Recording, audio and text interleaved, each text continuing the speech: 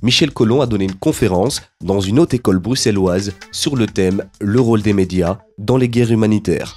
En marge de la conférence, nous lui avons posé la question sur la problématique des jeunes qui partent combattre en Syrie. Je pense que ce problème, il est important, il est complexe et c'est très grave parce qu'on parle de jeunes qui vont aller se faire tuer là pour beaucoup d'entre eux et donc c'est une très grande souffrance pour les familles. Et aller là-bas ne sert à rien, au contraire, ça ne résout aucun des problèmes. Et donc on doit réfléchir ici en Belgique, pourquoi ils partent. Je crois qu'il y a plusieurs facteurs. Un, il faut le dire, la Belgique c'est un pays où il y a encore des discriminations racistes et des discriminations à l'emploi, le délit de sale gueule, un avenir difficile pour les jeunes.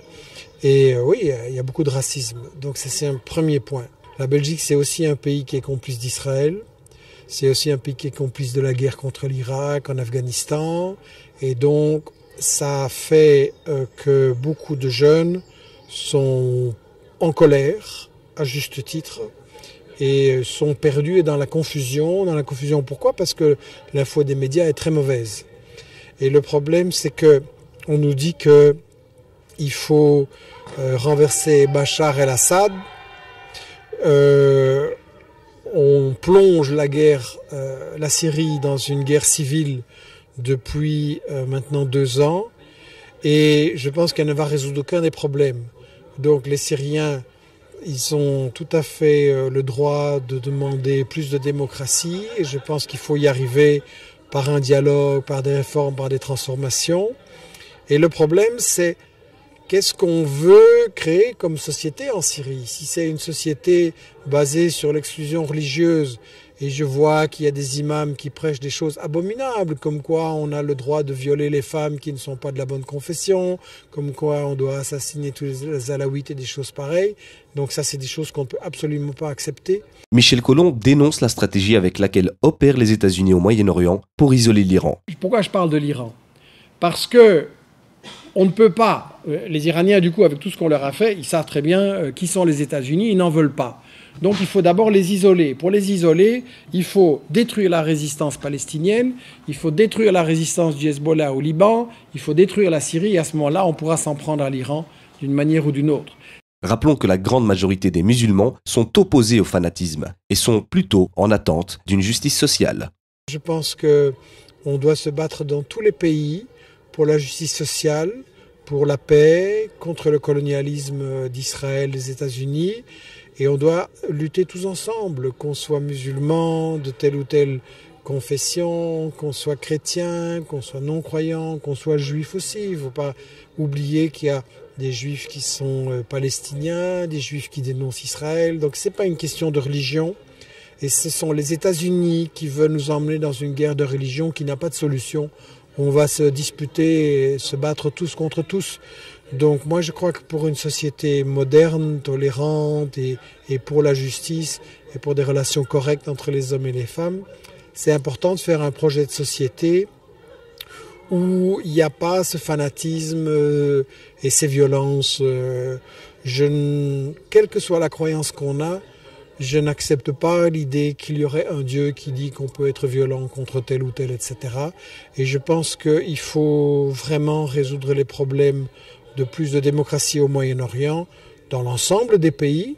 Et comment est-ce qu'on peut imaginer qu'on va, avec l'Arabie Saoudite et le Qatar, apporter la démocratie ou une meilleure société en Syrie ou ailleurs? Donc ça, on voit bien qu'on nous manipule. C'est donc très très important, quand on voit dans les médias qu'on montre le doigt sur un problème avec les Palestiniens ils font ceci, ou les Bachar il fait ça, ou le Hezbollah il fait ça, c'est très important de ne pas suivre le doigt, mais de faire le zoom arrière et de regarder l'ensemble du tableau. Ils veulent quoi? Ils veulent attaquer qui? Et ça va se passer comment? On a la recette. C'est mis dans Perkins, c'est mis dans une série de bouquins. On a la recette. C'est pas mis dans Le Soir et compagnie, mais c'est justement pour ça qu'il faut tourner la page et lire ce qui vraiment nous informe et pas des hallucinations. Donc la Syrie, je ne dis pas que Bachar est un ange, c'est pas ça la question, mais la question c'est pourquoi on l'attaque et par qui on veut le remplacer. si on veut le remplacer par ce qu'on a mis au pouvoir en Libye, je ne suis pas sûr que le peuple syrien il va s'en porter mieux après. Les États-Unis trouvent un relais au niveau des politiques européens en maintenant une ambiguïté selon les situations qui les arrangent. Ils soutiennent des extrémistes dans certains pays en les présentant comme des résistants, comme par exemple la situation libyenne. Et lorsque ces mêmes extrémistes retournent les armes pour combattre les politiques injustes des États-Unis, à ce moment-là, ce n'est plus des combattants de la liberté, mais bien des terroristes. Je crois qu'il y a une grande hypocrisie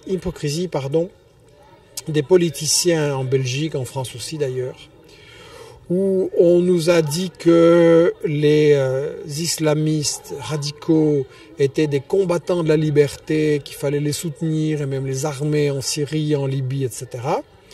Et puis tout d'un coup, on ne veut plus et on a très peur que ces gens reviennent ici et fassent des attentats, mais c'est les mêmes, donc il faut être logique et cohérent, ou bien on est contre l'islamisme radical, partout, toujours, et on appelle à des solutions par le dialogue, par la recherche de la justice, par la lutte contre la violence, ou bien on est pour les islamistes radicaux dans certains pays et contre dans d'autres pays, et alors il faudrait qu'on m'explique quels sont les intérêts qu'on cache avec beaucoup d'hypocrisie, et je crois que ça c'est un jeu très très dangereux.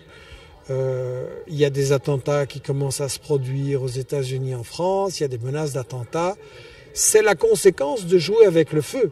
Il faut qu'on ait des principes, qu'on les applique partout, qu'on soit honnête avec les gens, qu'on leur dise que ça doit être fini de soutenir Israël, ça doit être fini de soutenir des dictatures comme l'Arabie Saoudite et le Qatar, et ça doit être fini de voler le pétrole et les ressources naturelles de tous ces pays. Et on sait bien que si il y a une lutte contre la pauvreté, s'il y a une lutte pour l'éducation, pour les soins de santé, pour donner un avenir aux gens, il y aura beaucoup moins de jeunes tentés par le fanatisme et on va pouvoir construire une société meilleure. Donc moi, c'est ça que je défends.